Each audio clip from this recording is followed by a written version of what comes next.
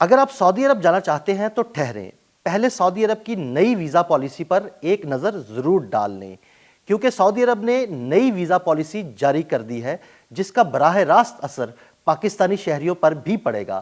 سعودی عرب کی نئی visa policy کیا ہے، اس کے اہم نکات پر ایک نظر ڈالتے ہیں۔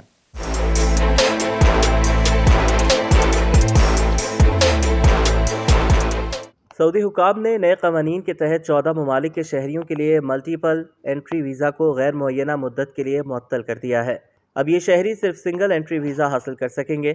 سعودی حکام کے مطابق جن 14 ممالک کے شہری اس فیصلے سے متاثر ہوں گے ان میں پاکستان، بھارت، بنگلہ دیش، انڈونیشیا، مصر، الجزائر، مراکش، ایتھوپیا، عراق، اردن، نائجیریا، سوڈان، تیونس اور یمن شامل ہیں۔ 1 فروری 2025 سے نافذ العمل نئے قوانین کے تحت ان ممالک کے شہری اب صرف سنگل انٹری ویزا کے لیے درخواست دے سکیں گے۔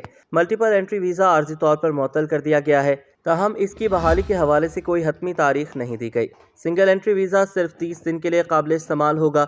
سنگل انٹری ویزا کی یہ پابندی حج، عمرہ، سفارتی اور رہائشی ویزوں پر لاگو نہیں ہوگی۔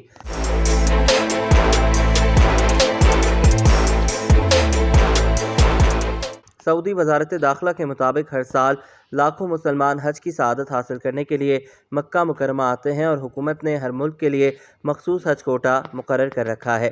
تاہم ملٹیپل انٹری ویزا رکھنے والے بعض افراد بغیر اجازت حج میں شامل ہو جاتے تھے، جس سے انتظامات میں شدید مشکلات پیش آتی تھیں اور حرم شریف میں ہجوم قابو سے باہر ہو جاتا تھا۔ گزشتہ سال حج کے دوران شدید گرمی اور حبس کے باعث 1200 سے زائد حجاج کرام جاں بحق ہو گئے تھے، جن میں زیادہ تر وہ افراد شامل تھے جو بغیر اجازت حج میں شریک ہوئے۔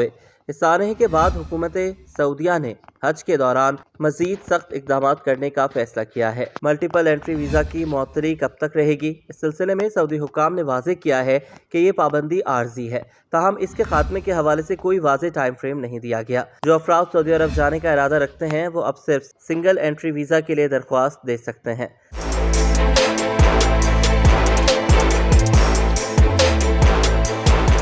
سفر سے پہلے سعودی سفارت خانے یا ویزا ایجنسی سے تازہ ترین معلومات حاصل کرنا ضروری ہوگا۔ حج اور عمرے کے خواہش مند افراد کو مصدقہ حج و عمرہ ایجنسیز کے ذریعے ہی ویزے کے عمل کو مکمل کرنا چاہیے۔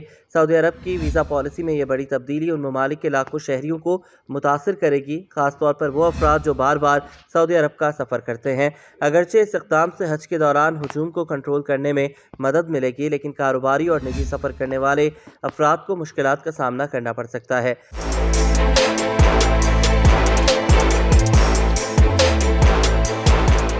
تاہم متاثرہ ممالک کے شہریوں کو ان نئے قواعد کے مطابق اپنی سفری منصوبہ بندی کرنا ہوگی۔